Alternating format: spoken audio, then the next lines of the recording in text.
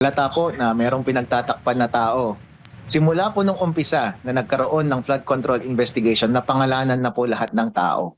At umamin na po sila.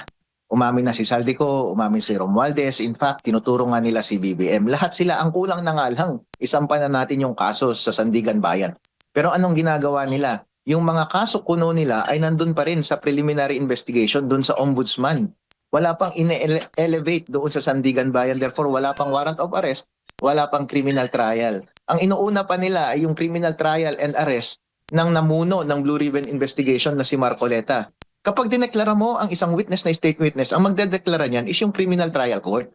O nasaan yung kaso mo ngayon in which magi-state witness si Bonoan? Sino ang primary accused mo doon? Wala naman. Ibig sabihin, pambobola lang yung ginagawa nilang state witness kasi wala namang formal declaration na may state witness kasi nga wala namang formal na criminal case laban sa isang mas guilty na tao kaysa kay Bonoan. Alright po. So lahat po ng ginagawa nila ay pagbaliktad kahit ano pang paikot-ikot ang gawin nila at eksplanasyon. Hindi mo naman maitatanggi na lahat ng taong bayan po malinaw ang pagtingin nila sa trato ng administrasyong ito dito sa investigasyon ng flood control. Lahat po ng napangalanan ay walang kaso, ginagawang state witness at napapalaya. Pero yung mga nag-iimbestiga at nagsasalita at nais lamang ilabas ang katotohanan, sila po ang kinakasuhan at ipapakulong. Hindi po pwede na makulong ang ating leader na si Senator Marcoleta. Hindi talaga natin may tatanggi na ito tinuturo nila executive department. Sino bang executive department? Sabi ng konstitusyon, the executive shall be only the president. Ayaw kasi natin sabihin na siyang may kasalanan. Na naman talaga ang may kasalanan eh. Ba't kasi ayaw natin sabihin yon? Na naman talaga ang may kasalanan. Yun na lamang ang hinihintay natin. Okay po. Opo. So, sige, kasuhan natin si Bonoan, kasuhan na natin si Saldico, Romualdez, yung mga mas mataas sa kanila hanggang sa presidente na po. Gawin na po natin lahat yon. Huwag na nating hintayin pa. Opo, anong masasabi ninyo na mula doon sa EDSA People Power Monument ngayon nilipat dito sa Liwasang Bonifacio matapos ng kinansila o binawi yung permit? Okay lang yan, basta malaya tayo makapagsalita. Ngayon po, pupunta po ako sa Liwasang Bonifacio para ipahayag ang aking suporta para kay Senator Marcoleta dahil hindi pwede na hindi pantay ang kanilang pagpapatupad ng batas. Ayon po sa batas, ang dapat nakukulong ay yung mga nagnanakaw. Si Senator Marcoleta po, hindi po siya yung nagnakaw. Siya yung nakahuli. Siya yung nakabuko ng mga nagnakaw. Pero siya po yung gusto nilang ipakulong ngayon. Hindi po pwedeng balikwasin nila ang pagpapatupad ng batas. Opo. Sinabi ni Pangulong Bongbong Marcos Jr. bago po siya umalis papuntang Canada na hindi po siya nag-aalala sa INC na tuwing nagsasagawa po ng rally dahil alam niyang hindi magkakaroon ng gulo. Sa inyong pananaw, paningin na attorney, kung merong iba pang ipinaglalaban o ipapanawagan nga, bukod nga doon sa pagsuporta kay Senator Marcoleta, pinapayagan ho ba ng INC kahit ang ibang grupo ay iba po ang kanilang sinisigaw bukod po doon sa paghahayag ng kanilang suporta kay Senator Marcoleta? Tama po kayo. Ang slogan po ng rally na ito ay We Are One. Hindi ibig sabihin na INC lamang ang kasali. Kasama po lahat. Welcome po ang lahat at welcome po ang lahat ng mensahe dahil iisa lang naman po ang damdamin ng bawat Pilipino at yun ay itigil na ang korupsyon sa ating bansa. Hindi po mali na magsalita laban sa korupsyon. Hindi po mali na ipagpatuloy ang investigasyon laban sa korupsyon. Hindi po mali na ilabas ang katotohanan. Hindi po mali na manawagan na maipakulong ang lahat ng mga nagkasala. Wala pong mariid doon at yun po ang gustong marinig ng lahat ng taong bayan. Iisa po ang ating boses. Sa lahat po ng mga Pilipino na nagsishare ng mensaheng iyon, welcome na welcome po para pumunta sa Liwasang Bonifacio at iparinig natin kay BBM ang mensaheng iyon na huwag ipitin ang pagpapalabas ng katotohanan tungkol sa nangyayaring korupsyon sa ating bansa. Opo, marami sa mga nagprotesta noon ang kinasuhan, inaresto dahil nga daw sa kanilang mga inihayag laban nga sa administrasyon, particular na sa Pangulong Bongbong Marcos Jr. May kasong inciting to sedition, may kasong, may itinuturing sila mga destabilizers din. Attorney, saan ba lulugar? Paano ba dapat balansehin ng taong bayan ang kanilang pagpapahayag? Dapat ba may limitation? Paano ba para sa kaalaman ng lahat? Huwag po tayong matakot dito sa administrasyong ito dahil nangiipit lamang sila. Ako po mismo ay may kaso na inciting to rebellion, inciting to sedition. Pero mali po ang kaso na ipinataw nila sa akin, ganoon din sa kaso na ipinataw nila kay Senator Marcoleta, ganoon din kay Leon Lebiste, ganoon din kay Kiko Barsaga. Lahat po ng mga kaso na iyon ay unmeritorious dahil po malinaw ang nasa saligang batas. Malaya po tayong magsalita at i-criticize ang ating gobyerno kapag ninanakaw na nila ang ating pera. Ang limitasyon lang po ng Revised Penal Code pagdating sa inciting ay huwag kang manawagan na saktan natin yung mga tauhan ng gobyerno. Huwag kang manawagan na sabihin mo sa taong bayan na hindi na sila sumunod sa batas. Hindi naman po yun ang pinananawagan namin. Ang pinananawagan namin ay itigil ang korupsyon sa Pilipinas, ipagpatuloy ang investigasyon tungkol sa korupsyon, ipakulong at sampahan ng kaso ang mga natagpuang nagkasala at huwag nating pigilan na ilabas ang katotohanan. Kung ang ibig sabihin yan ay dapat managot sila Zaldico, sila Romualdez, sila BBM dahil siya naman ang in charge doon sa executive. Sabi nga ni Romualdez, ayun ay consequence ng aming mga pahayag at wala pong illegal doon dahil pwede nating i-criticize ang ating gobyerno kapag hindi tama ang kanilang ginagawa. Kahit nga manawagan tayo na mag-resign si BBM, na nagkamali si Boying Remulla, na nagkamali si John Vic Remulla, na mali ang ginagawa ni Matibag ay hindi po yun illegal dahil kalayaan po natin na magsalita at lumaban sa korupsyon dito sa ating bansa at huwag nating payagan na magpatuloy sila sa kanilang mga maling gawain. Opo, at hindi naman po ipinagbabawal ng pamunuan ng INC yung mga ganung mga pahayag so far sa inyo pong pakikipag-coordinate doon po sa pamunuan na itong organizers ng rally dyan po sa Liwasang Bonifacio. Wala pong mga ganong pagbabawal. Opo. At attorney, ngayon nga ay nasa ibang bansa si Pangulong Bongbong Marcos Jr. habang itong pagtitipon ay isinasagawa dito sa Liwasang Bonifacio. Ano naman po ang inyong masasabi? Oh well, good luck sir. And keep us safe dito sa aming pagrarally ngayon. Sana po ay gawin ninyo ng maayos ang inyong trabaho. Kung sino po sana ang natagpuan na nagkasala, sila po sana ang makasuhan. Hindi po kami na nag-voice out lamang ng aming criticism laban sa iyo. Dahil hindi mo po maitatanggi ang iyong accountability, Mr. BBM, Mr. President.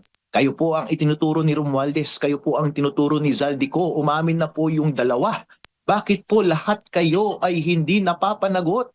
Bakit po ang inuutos ninyo ay ipakulong pa ang aming pinuno na siyang nangunguna sa investigasyon laban sa korupsyon? Mali po ang inyong ginagawa. But at any rate, sir, pabayaan nyo kaming mag-rally dito. Karapatan po namin yan. Watch na lang po kayo. Opo. Attorney, bago ko lang ipasok kay Partner Admar, may pahayag ang Ombudsman, Boying Remulla, na tuloy ang paghahain po ng kaso laban po kay Senador Marcoleta sa kabilangan nitong mga pagtitipon, mga rallying ginagawa simula pa doon sa EDSA People Power Monument. At sabi pa ng ilan, palpak daw, hindi daw nagtagumpay dahil itutuloy na nga ng Ombudsman itong kaso laban sa Senador. Di tuloy din po kami sa aming pagrarally at personally po, hindi po ako papayag na maaresto si Senator Marcoleta. At alam ko po na maraming Pilipino, hindi lamang ang iglesia, na ang damdamin ay hindi nila kayang atimin ang ganitong pagbabaliwala ng ating batas, ang ganilang pagpapatupad ng selective justice. Hindi po pwede na yung leader namin na siyang nag-umpisa at nagpapatuloy ng investigasyon laban sa korupsyon, ang tanging nais niya lamang ay malaman ng katotohanan at mapanagot ang lahat ng nagkasala, ay siya pa ang ikukulong. Habang yung mga natagpo ang nagkasala at umamin ay hindi ipapakulong at hindi kakasuhan at ginagawa pang star witness. Yan po ba ang tamang pagpapatupad ng ating batas?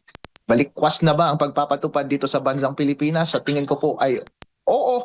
At yan po ay sapat na dahilan para ako ay manatili dyan sa Liwasang Bonifacio at hindi ako titigil hanggat hindi sila magbago ng kanilang posisyon patungkol sa kanilang pagpapatupad at pag-aresto kay Senator Marcoleta. At alam ko po, marami dyan sa Liwasang Bonifacio ngayon, ganun ang damdamin. Hindi po talaga kami papayag na arestuhin ang aming leader. Dito lang po kami. Tingnan po natin kung saan makakarating ang aming aktibidad. Attorney, magandang hapon, si Admar po ito. Ginigiit ng mga kalahok nga dyan sa rally mula People Power Monument hanggang dyan po sa Liwasa na mayroong selective justice. Dinay ito ng Pangulo bago pa siya pumunta sa Canada. Meron po bang pananagutan kung mapapatunayan nga o paano mapapatunayan itong selective justice po, attorney, dahil na ang naririnig natin na weaponize na rin yung iba't ibang mga branch of government natin pagdating sa mga kritiko ng administrasyon. Ang selective justice implementation po ay malaking pananagutan po yan sa batas. Ang isinumpa pong tungkulin ng ating Pangulo ay to execute all the laws of the Philippines at kasama po dyan ang pag-prosecute ng lahat ng nagkakasala. At implicit po dyan ay dapat pabayaan yang magkaroon ng investigasyon tungkol sa korupsyon dito sa Pilipinas. Kaso nga lang, kung ang inuutos niya sa kanyang departamento ay pakawalan ang mga nagkasala, itinatanggi niya ang kanyang responsibilidad na sila ay kasuhan at ipakulong. Pagkus ang kanyang ipinapakulong ay yung mga taong kumokontra sa kanya, ang mga nagsasalita laban sa kanya. Yan po ay malinaw na pagbaliktad sa kanyang tungkulin na ipatupad ang lahat ng batas dito sa ating bansa. Dapat po siyang managot. Opo. Dito naman po sa issue po ng flood control, no, nabanggit mo na nga na si dating Secretary Bonoan ay magiging state witness. Nagtutugma po ba ito sa tingin niyo po sa mga investigasyon po na ginawa pa mula noon hanggang sa panig ni Senador Rodante Marcoleta hanggang sa iba pang mga investigasyon, or mahahalata na talagang may plano sila na may pagtakpan sa pamamagitan nitong kay Secretary Bonoan? Halata ko na merong pinagtatakpan na tao. Simula po nung umpisa na nagkaroon ng flood control investigation, na pangalanan na po lahat ng tao. At umamin na po sila. Umamin na si Saldico, umamin si Romualdez. In fact, tinuturo nga nila si BBM. Lahat sila, ang kulang na nga lang, isampa na natin yung kaso sa Sandigan Bayan. Pero anong ginagawa nila? Yung mga kaso kuno nila ay nandun pa rin sa preliminary investigation doon sa ombudsman. Wala pang ine-elevate doon sa Sandigan Bayan. Therefore, wala pang warrant of arrest, wala pang criminal trial. Ang inuuna pa nila ay yung criminal trial and arrest ng namuno ng Blue Ribbon investigation na si Marcoleta. Hindi po pwede yun. Ngayon po, sa ginagawa nilang state witness, yung mga dapat na ginagawang primary accused doon sa mga criminal cases ng plunder at pagnanakaw ng pera ng taong bayan. Kapag sinabi mo pong state witness, ibig sabihin umaamin ka na siya ay nagkasala. At kapag sinasabi mo rin na state witness, hindi siya yung pinaka nagkasala. So kapag inamin mo na si Secretary Bonoan ay state witness at nagkasala, so sino ang mas nagkasala sa kanya na dapat niyang ituro? O wala ka namang in-identify. Si Saldico ba? Si Romualdez ba? O si BBM? Pero kapag dineklara mo ang isang witness na state witness, ang magdedeklara niyan is yung criminal trial court. O nasaan yung kaso mo ngayon in which magi-state witness si Bonoan? Sino ang primary accused mo doon? Wala naman. Ibig sabihin, pambobola lang yung ginagawa nilang state witness kasi wala namang formal declaration na may state witness kasi nga wala namang formal na criminal case laban sa isang mas guilty na tao kaysa kay Bonoan. Alright po. So lahat po ng ginagawa nila ay pagbaliktad, kahit ano pang paikot-ikot ang gawin nila at eksplanasyon, hindi mo naman may tatanggi na lahat ng taong bayan po malinaw ang pagtingin nila sa trato ng administrasyong ito dito sa investigasyon ng flood control. Lahat po ng napangalanan ay walang kaso, ginagawang state witness at napapalaya. Pero yung mga nag-iimbestiga at nagsasalita at nais lamang ilabas ang katotohanan, sila po ang kinakasuhan at ipapakulong. Hindi po pwede na makulong ang ating leader na si Senator Marcoleta. Opo, Attorney, so ibig sabihin hindi ka panipaniwala kung may halimbawa may ibubunyag si Secretary Bonoan na ang mastermind ay mas mababa pa sa kanya na ranggo. So mas mataas pa dapat sa kanya. Mas kapanipaniwala yun, Attorney. Opo, kasi po, ang ibig sabihin ng state witness, hindi siya yung most guilty. Dapat may mas guilty sa kanya. So far, sa theory ni Zaldico, sa theory ni Romualdez, at sa theory ng Blue Ribbon investigation, at lahat ng testimonya ng relevant witnesses, hindi talaga natin may tatanggi na ito tinuturo nila executive department. Sino bang executive department? Sabi ng konstitusyon, the executive shall be only the president. Ayaw kasi nating sabihin na siyang may kasalanan. Siya naman talaga ang may kasalanan eh. Ba't kasi ayaw nating sabihin yon? Siya naman talaga ang may kasalanan. Yun na lamang ang hinihintay natin. Okay po. Opo. So, sige, kasuhan natin si Bonoan, kasuhan na natin si Saldico Romualdez, yung mga mas mataas sa kanila hanggang sa presidente na po. Gawin na po natin lahat yon. Huwag na nating hintayin pa.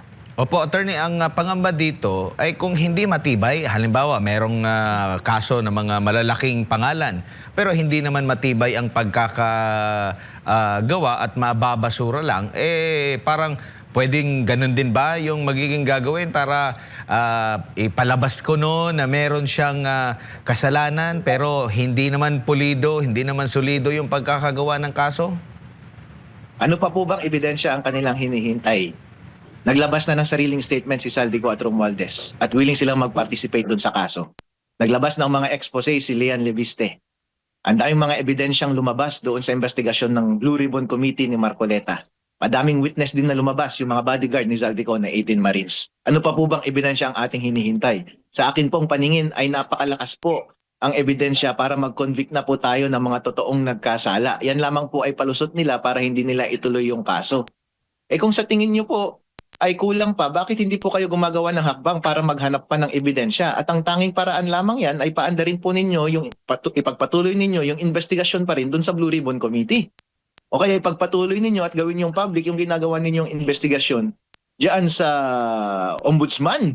O kaya i-elevate nyo na nga sa Supreme Court ay sa Sandigan Bayan dahil meron naman ng reasonable conviction ay si reasonable belief na mako-convict yung mga tao dahil sufficient na yung mga ebidensya. In other words po, kapag sinasabi nila na wala pang kaso dahil baka mahina pa ang ebidensya, bago kami maniniwala sa inyo, ay pakita nyo muna na sincero kayo na aktibo kayong magkalap ng ebidensya at hindi ninyo pinapatahimik at ipinapatigil yung mga aktibong investigasyon laban sa flood control scandal, hindi nyo kinakasuhan at pinapatahimik at ipinapakulong yung mga nagsasalita laban sa flood control corruption. At sana po kami, ako, si Leon Leviste, si Kiko Barsaga, si Mike Defensor at si Senator Marcoleta, sana po ay wala kaming kaso at hindi kami in danger na makulong. Eh, mas lalo po silang busy na magpakulong at magkaso sa kanilang kalaban kaysa buuin yung kaso, Garud, para mabuo nila yung case doon sa flood control scandal na mga nagkasala. Eh, hindi po kapani-paniwala yun.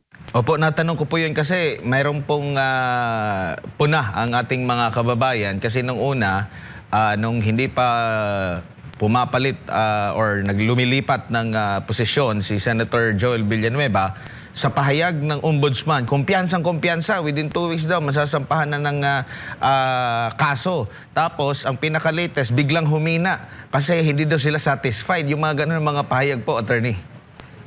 Ayun ang tinatawag nating selective justice po. Ganon din po ang nangyari kay Mr. Escudero at saka kay Villanueva. Noong kapag nakikita nila na hindi sumasang-ayon sa administrasyon yung senador at sinusuportahan nila yung Blue Ribbon investigation, eh sila po yung kinakasuhan. Pero para ipitin sila, tatakutin sila ng kaso at ang bargaining chip nila ay hindi na namin kayo kakasuhan basta bumaliktad lang kayo at huwag kayong pumayag na ipagpatuloy yung Blue Ribbon investigation laban dito sa korupsyon. Eh malinaw po na ganun ang nangyari, yan po talaga ay selective justice. Kung sino yung mga dinedeklara nila na may kasalanan dati, biglang babaliktad, hindi na daw aarestuhin, sila yung malaya ngayon, chill na chill ang buhay. Tapos yung nanguna ng investigasyon para utang na loob natin sa kanya. Sa matter of fact, ang lahat ng alam natin ngayon dito tungkol sa flood control scandal, kung hindi dahil sa kanya, hindi natin alam yung ganitong kalawak na pagnanakaw sa ating gobyerno. Siya pang ipapakulong natin. As a matter of fact, utang na loob ko po sa kanya ang aking pagkakaalam tungkol sa korupsyon, utang na loob ng Pilipino sa kanya na nailabas ang katotohanan tungkol sa flood control scandal at korupsyon sa Pilipinas. Kaya bilang sukli po, ay dapat natin siyang suportahan at huwag tayong pumayag na siya pa ang makulong.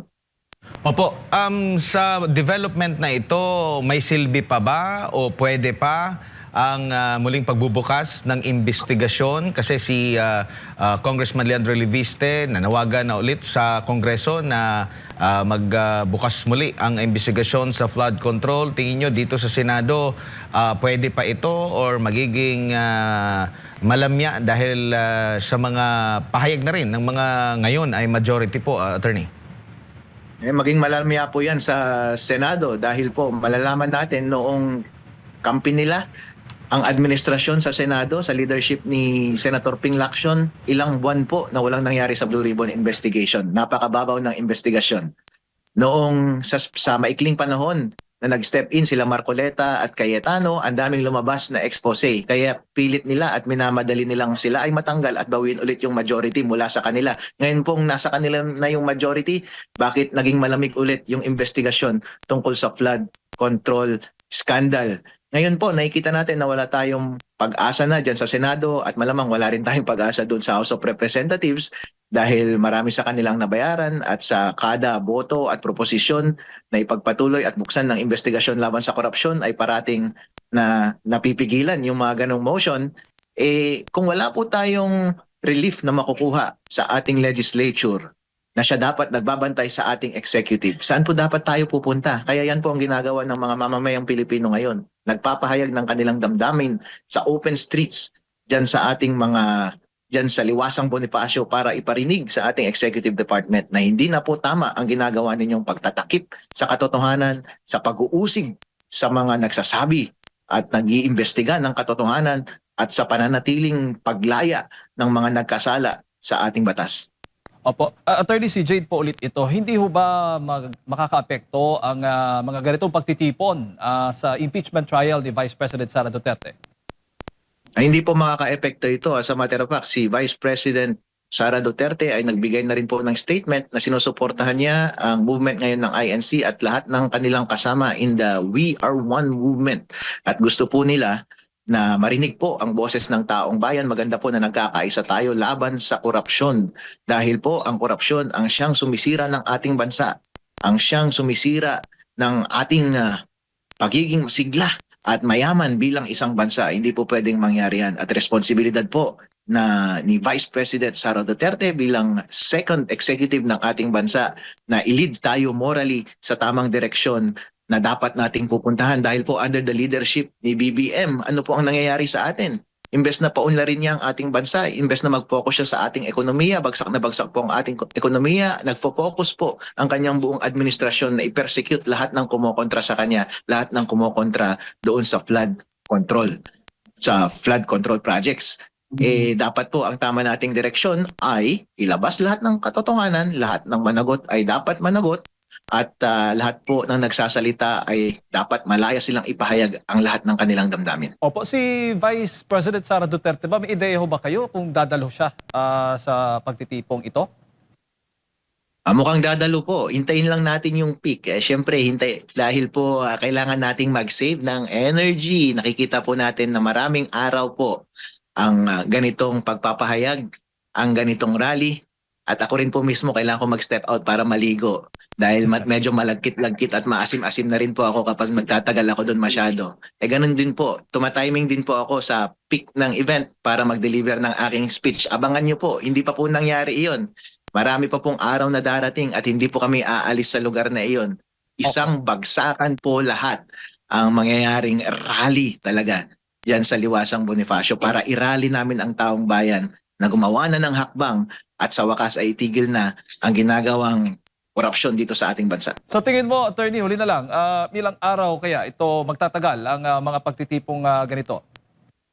Indefinite po. Dahil ang damdamin ng taong bayan na lumaban ay indefinite at willing po ang buong mamamayang Pilipino na ialay ang kanilang buhay, ang kanilang lakas, pawis at dugo para po tayo ay iligtas mula sa korupsyon dito sa ating bansa dahil hindi na po tayo pumapayag na magpatuloy ang ganitong sistema kung saan ang mga nasa makapangyarihan ay malaya na kapag nanakaw ng pera ng taong bayan at kapag dumating na ang panahon na sila ay mapanagot, sila po ay nagiging malaya at ang pinapakulong po ay yung mga nagsasalita laban sa kanila. Hindi na po tanggap ng taong bayan ang ganitong sistema kapag ako lang po ang masusunod at kapag sila lang po ang masusunod, indefinite po yan. Hanggat walang pipigil sa amin, nandyan po kami hanggat hindi nagbabago ang sistema ng Pilipinas.